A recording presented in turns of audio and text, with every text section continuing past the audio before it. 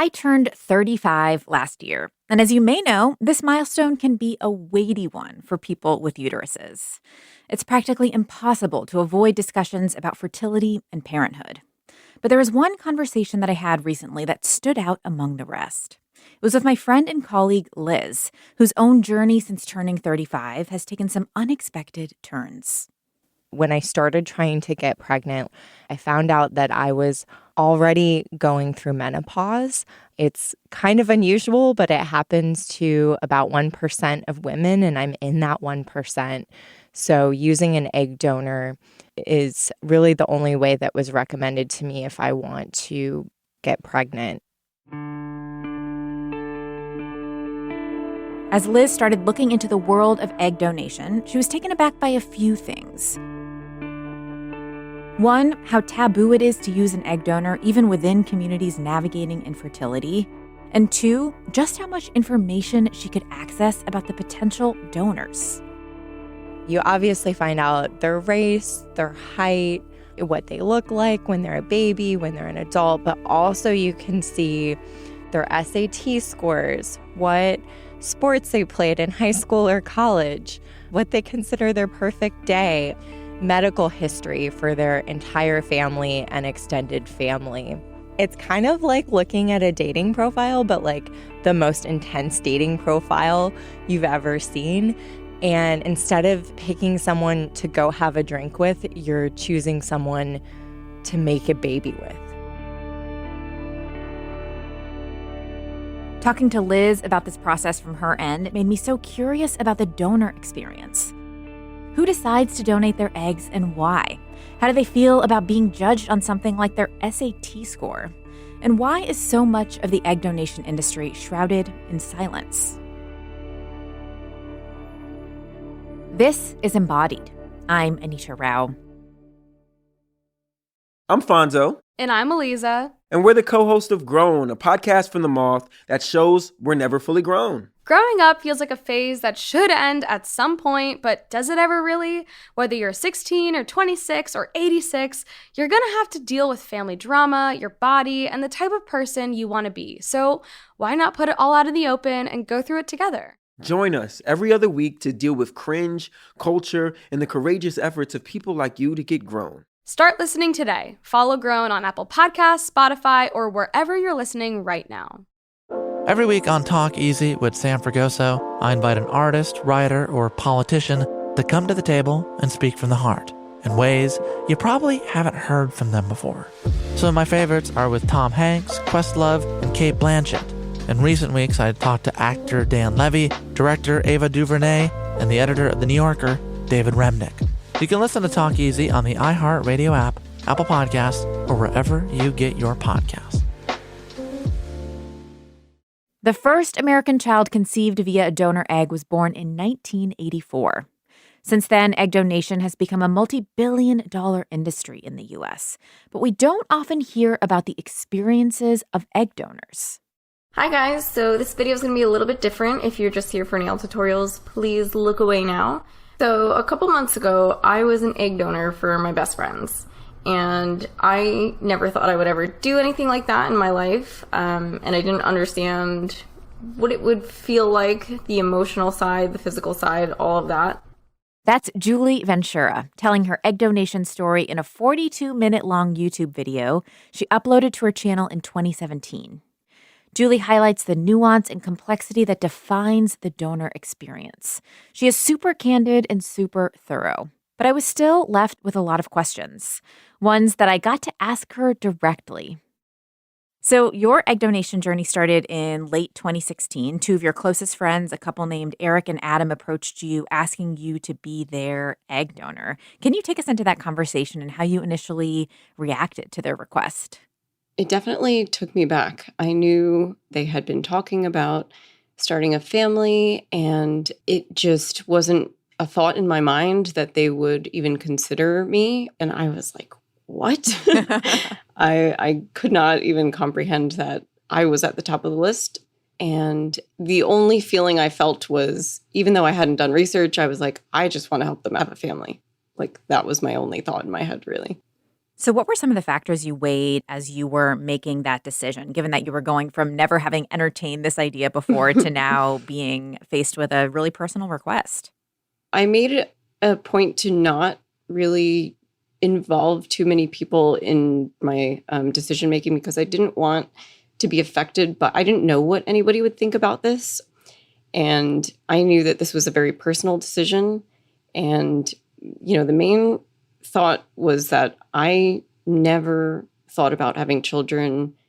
I never had a maternal instinct. It wasn't something that I have always wanted or dreamed of. And I knew from that aspect, I would be kind of the perfect person to not be attached to the kids or not, think I was going to have those feelings. That was something that I felt was the most important.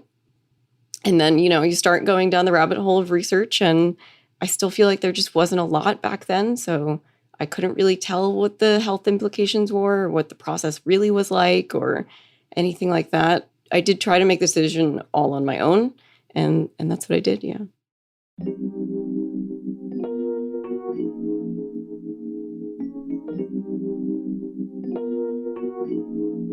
Deciding to donate your eggs is step one. Then comes the screening phase, a combination of psychological and medical evaluations that help fertility clinics decide if you're a suitable candidate for retrieval. Each clinic has its own requirements, but they generally want you to be between the ages of 21 and 34 and in good overall health. If you're deemed ready to donate, you likely have to sign a contract that outlines everything from a timeline for retrieval to compensation details, confidentiality, and parameters for future contact. For Julie, the contract was a necessary formality. But the fact that she knew the intended parents and knew how they planned to approach topics like disclosure meant a lot to her.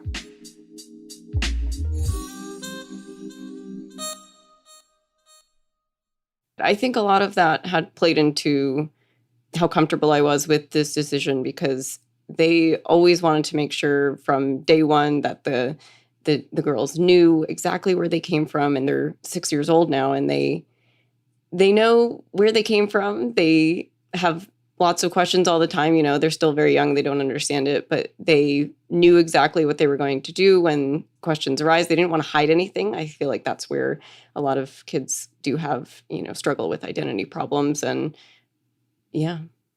So compensation is legal in the U.S. for egg donation, but the amount can really vary greatly. I'm curious about what you thought about the compensation piece and how that conversation went with Eric and Adam.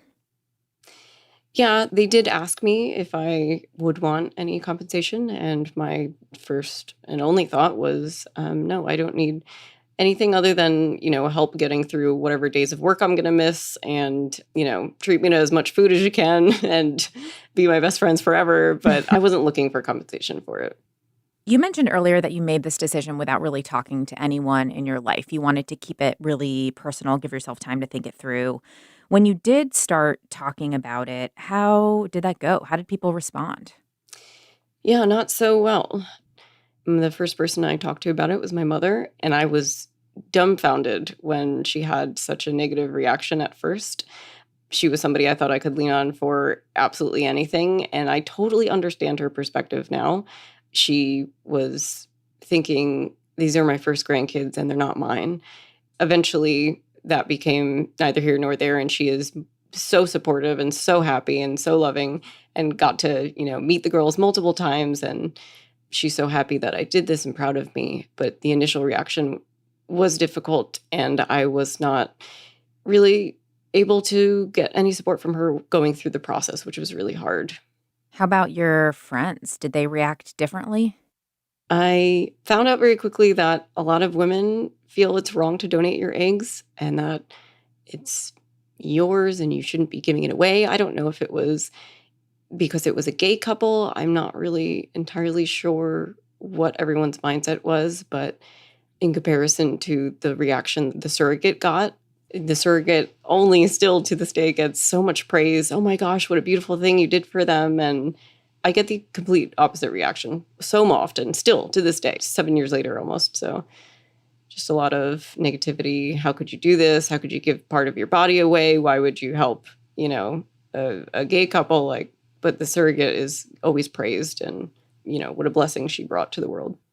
As you went into this process having that in your mind, did it ever give you hesitations? Did you ever want to stop or turn back? No, I absolutely never regretted the decision. I think it's an amazing thing. I still stand by it. I think it makes me a better person. And for, people to be negative towards it, I feel like it just shows a lot of people's true colors. And it did help me figure out who were my true friends and who weren't, and who were people that I wanted to be associated with, and the opposite. So I never had any regrets.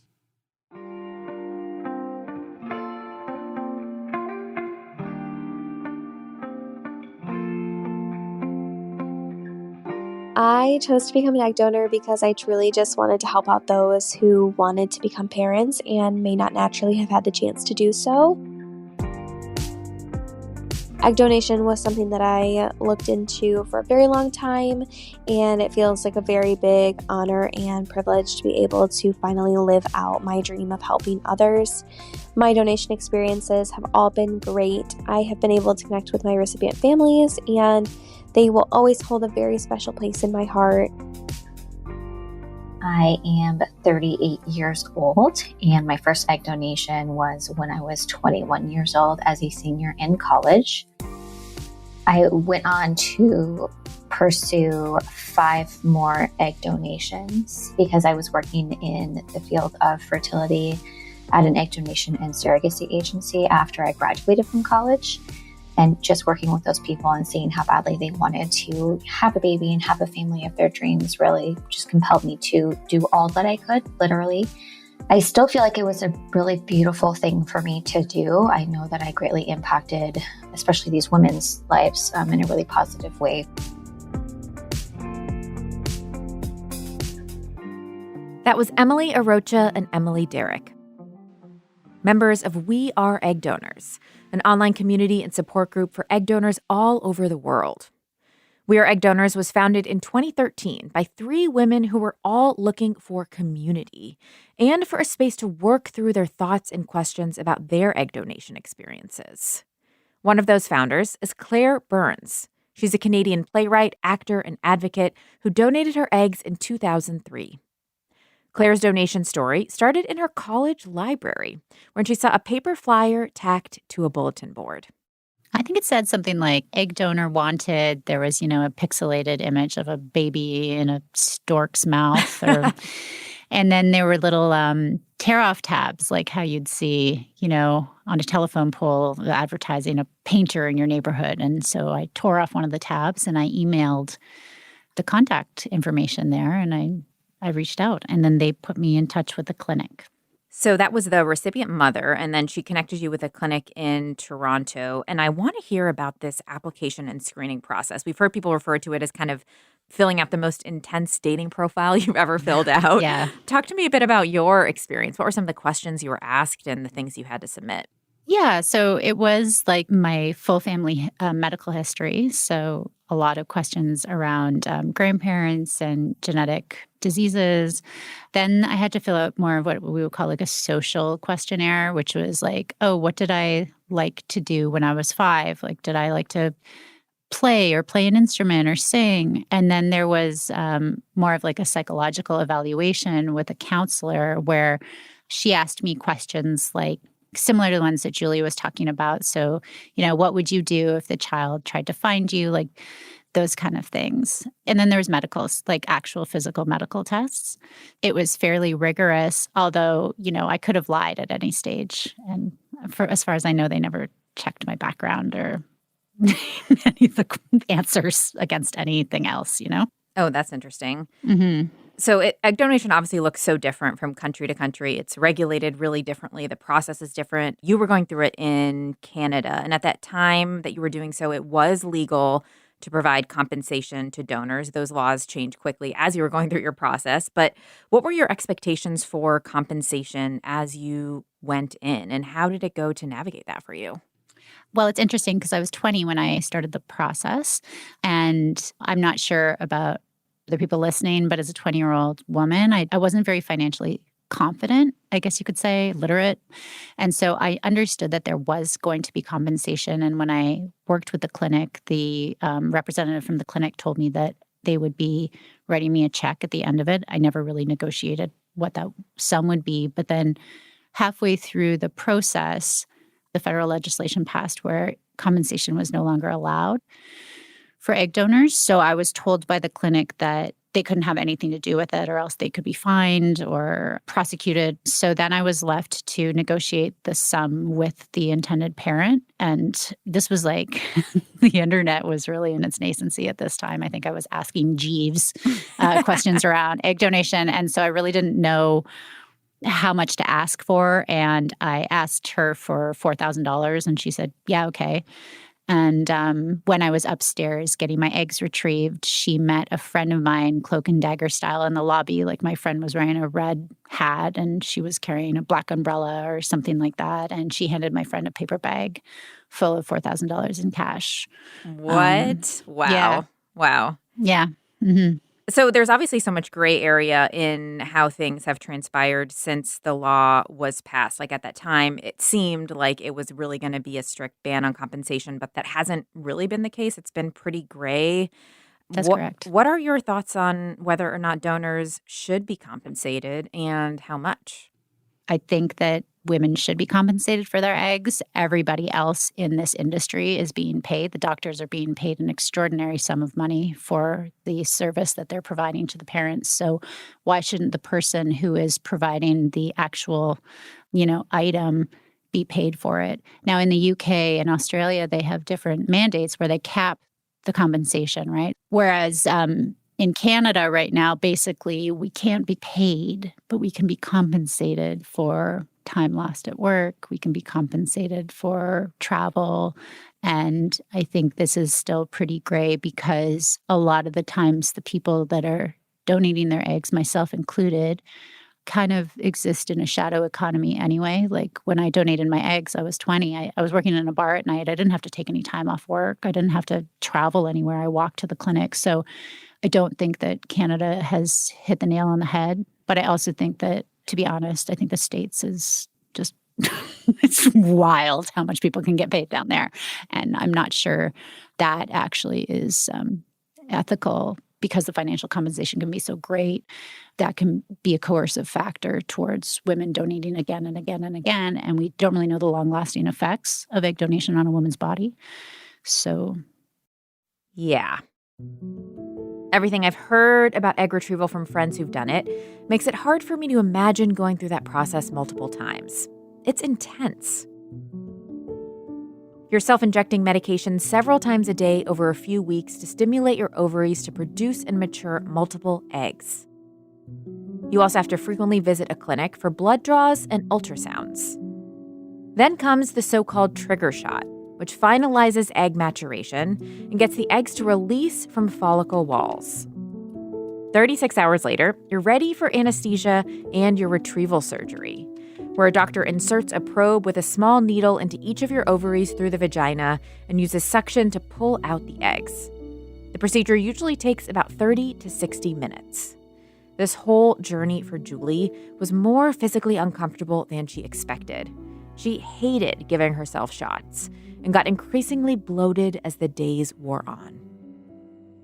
Almost towards the end, where I was going to start heading into the retrieval process, I was told that instead of one of the intended parents wanting to fertilize the eggs, both of them did. And so my process was pushed much further than typically that clinic does.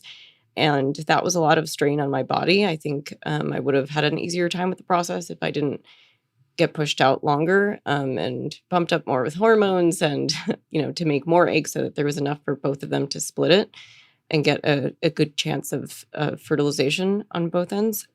But I would say the recovery process after the retrieval was definitely the hardest thing for me. I did have not a lot of support from the clinic afterwards, and I did end up having internal bleeding for about 6 weeks, which is not a typical experience. So I don't want to scare anybody from doing something like this, but I think it's just really important to make sure you're paying attention to your body and taking care of it and making sure the doctors are aware of what's going on. Yeah, Claire, I mean, you were touching a bit earlier on reflecting on how you maybe didn't feel as prepared as you wish you would have going into the clinical experience. Can you talk about some of the things you wish you'd known before you donated? Sure. I mean, when I met with the doctor about becoming an egg donor, he told me that there's no side effects to this, that there's no long lasting anything. What he didn't tell me was that there are no known side effects because, we've never studied this. So I feel essentially that I was lied to by the doctor. And I'm so sorry, Julie, to hear about your post retrieval experience. That's terrible. And I think I had a fine experience, Anita, in terms of my retrieval. I didn't swell up like a balloon, like it was okay. But I think, we are egg donors and watching the comments come in through the secret Facebook group we have. I mean, 8 to 12 eggs is the norm. It's what should be retrieved. And we see upwards of 65 to 80 eggs being retrieved at some clinics. And I think just as a blanket statement, I don't think that the industry is giving women enough information for them to make an informed decision a lot of the times. Not in every case, but in a lot of cases. Julie, in the aftermath of donating, where did you turn for support and resources? Like, who was supporting you as you were navigating side effects and moving into this next phase? I wish I had found We Are Egg Donors back then because I felt it was a very lonely process. I didn't feel like I had much support at all other than, Eric and Adam, my best friends who I was donating for. And, it's not easy for them to relate as men. So I really was just in the depths of the internet looking for things, but just not finding a lot. And I really just didn't have much support, honestly.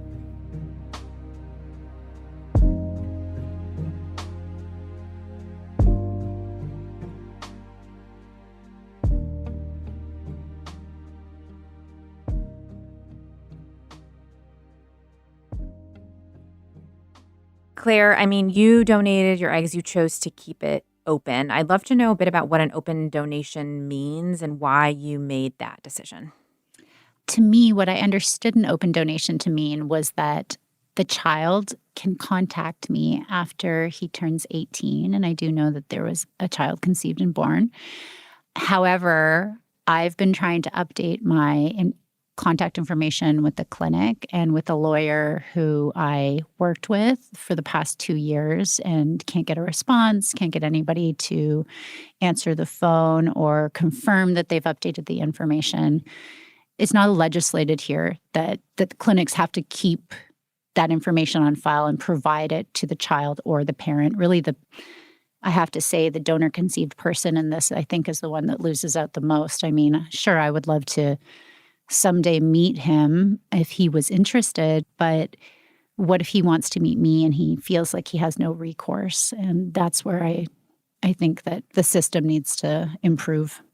I'm curious about this moment because obviously with at-home DNA tests and the ability for people to kind of go online and see who they might be connected to, this idea of donor anonymity has kind of been blown up in a lot of ways. I'm curious what you think about that. And you mentioned kind of wanting to advocate for donor-conceived people. Like, what would a better landscape look like? I think a better landscape would be opening up files, like allowing donor-conceived people to access their files to see who their donors are. Right now, they have the same rights as, adopted kids had in the 60s and 70s, where those files are completely closed to them. One way that you could do that is you could put the donor on the birth certificate. A lot of people are against this. Or you could have a national registry, which I think the registry is a great idea. What do you see as some of the most important steps in better advocating and better centering egg donors in this process moving forward? I think we need to think about patient-centered care with egg donors. Oftentimes, egg donors are treated as the cog in the machine, that's providing the item or the thing that you're selling. And I think we need to think about egg donors as people. We need to think about how we're treating them, even as simple as how we're responding to them via email, how we're streamlining their experience at clinics, how we are treating them medically to make sure that they're not overstimulated, and how we're making sure that we have a good system in place so that we can track egg donors and we can track medical issues that come up later in life. I think there needs to be more money into research in women's health, and I'm sure we can all agree that that's been entirely lacking over the last 100 or so years. So, yeah. Here's another show you might like. If you know, you know. Parenting is transformative. It's also pretty terrifying. I'm Emily Oster, the host of Parent Data. For the last decade, I've been digging into the data to better understand the questions that pregnant people and parents confront every day. Now I'll be talking about these issues on my podcast and interviewing experts to help parse out these questions, separating fact from anecdote, causality from correlation. Listen wherever you get your podcasts.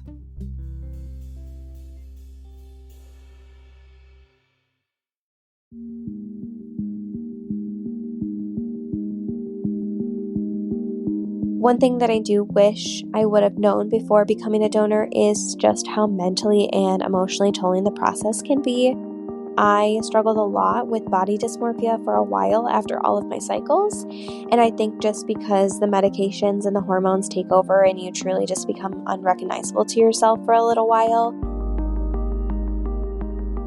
I, however, don't regret becoming a donor at all, and it's changed my life and who I am for the better, and I feel extremely grateful to be able to be on this journey.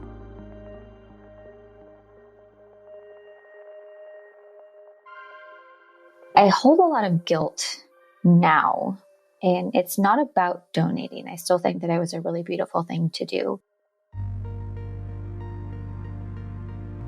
The guilt that I carry is that now I know better. I have come to find out that the experience isn't always a positive one for the donor-conceived people, the result of my donations or donations in general. So I'm trying to educate and provide support to recipient parents on their journey as well. And I know that for a lot of donor-conceived people, having contact, even just for medical reasons, with their donor can be really, really important for them on an emotional level.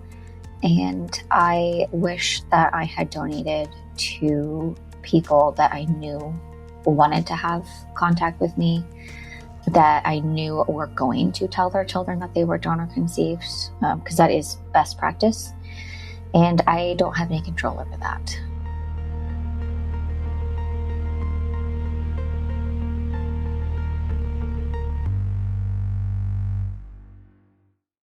That was a bit more from Emily Arocha and Emily Derrick, two members of the We Are Egg Donors community you first heard from a bit earlier. A lot of egg donors are told that the risks for the procedure are minimal, but there are really few studies to pull from to support that claim. A medical anthropologist named Diane Tober is working to collect more information on donor health and has done some digging into one of the most common complications from this process, ovarian hyperstimulation syndrome, or OHSS, which causes the ovaries to swell and leak fluid into the abdomen. Her studies indicate that the risk for severe OHSS can go up when more eggs are retrieved. Diane is one of several researchers trying to better understand egg donor experiences, as is Daisy Deomampo. Daisy is an associate professor of anthropology at Fordham University, who's been studying race and value in the egg donation industry with a focus on Asian American communities.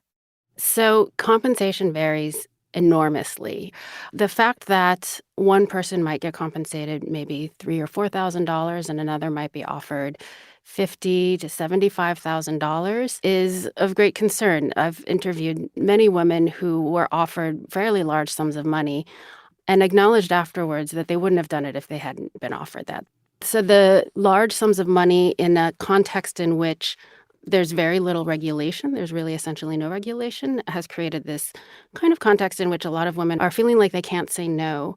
But it also has this additional effect of reinforcing kinds of social hierarchies and values that we attach to certain characteristics. So what happens is people who have what are defined as particularly desirable characteristics in the egg donor market, they might identify as having a certain racial or ethnic background or having had a certain level of educational attainment, or they went to a certain kind of school. People are willing to pay more for that. I think maybe two of the trends that are really important to pay attention to are how large amounts of money can, sort of function as a kind of coercion, and how they also serve to reinforce in a very troubling way a kind of value that we attach to many characteristics that aren't even really embedded in our eggs or our genes.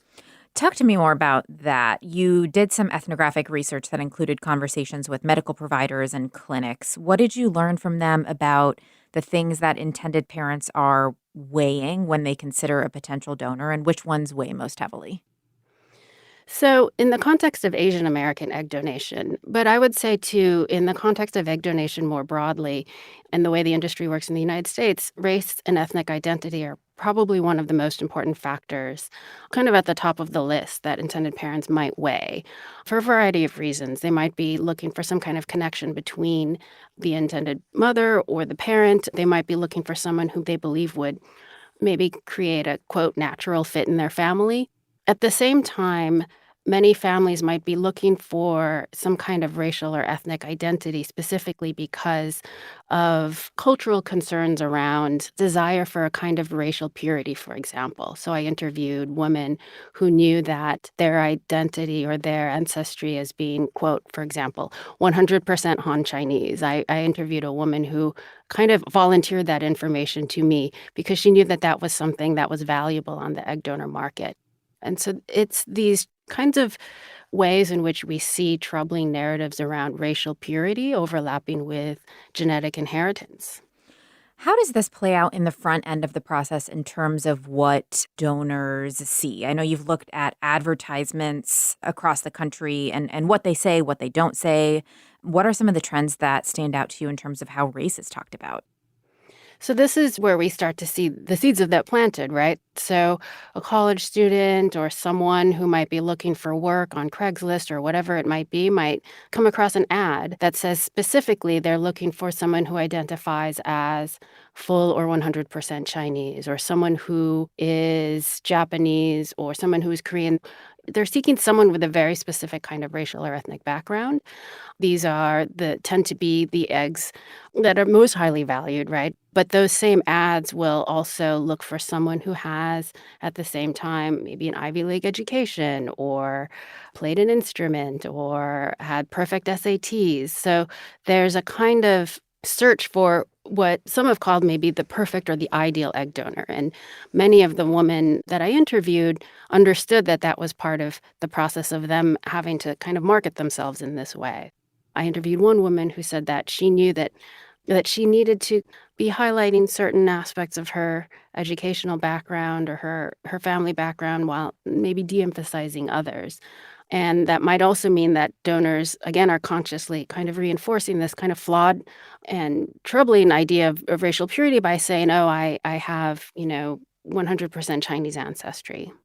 We've been talking about the lack of a single federal approach to egg donation in the U.S., which leads to a lot of variance in what donors are compensated, how their process goes, whether or not their facility regulates itself. What things have stood out to you in conversations with donors about how well they felt like their health needs and interests were taken care of in the process?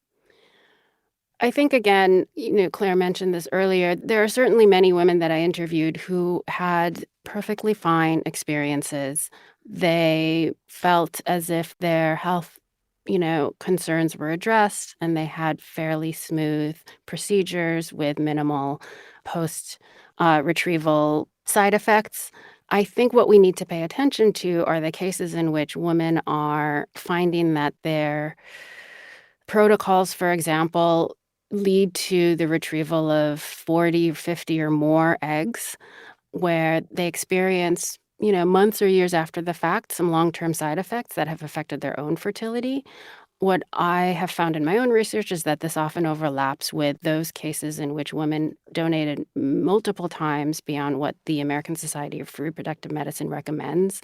So women who've donated 10, 11, 12, or 13 times I have interviewed women who maybe donated twice, but received $75,000, or $85,000 over those two donations and regretted it afterwards because they're now experiencing what they understand to be related to those donation experiences is, sort of problems with infertility, endometriosis, and now needing to go back to IVF to try to have their own children. And so those are some cases in which I think needs to be sort of spotlighted so that we can understand all of the different experiences that people have as a result of kind of the lack of regulation and the kind of ethical concerns around compensation, and definitely around how risk and is talked about, right? And how fully informed people are when they're giving consent.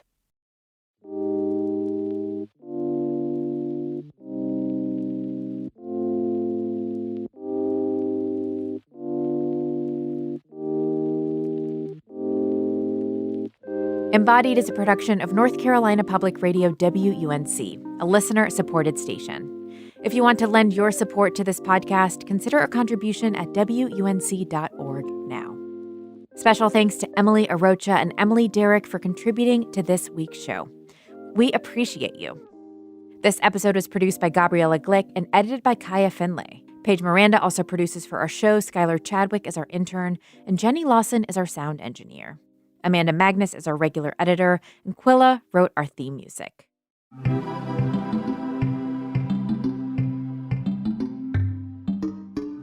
If you have any thoughts after listening to this episode or a story of your own that you want to share, we would love to hear it. Leave us a voice note in our virtual mailbox SpeakPipe. While you're there, you can also suggest any topics you want us to explore in the future. The best way to support this podcast is through word-of-mouth recommendations. So text this episode or another one that you've liked to a friend. You could also write us a review and let us know why you listen to this show. We so appreciate your support. Until next time, I'm Anita Rao, taking on the taboo with you.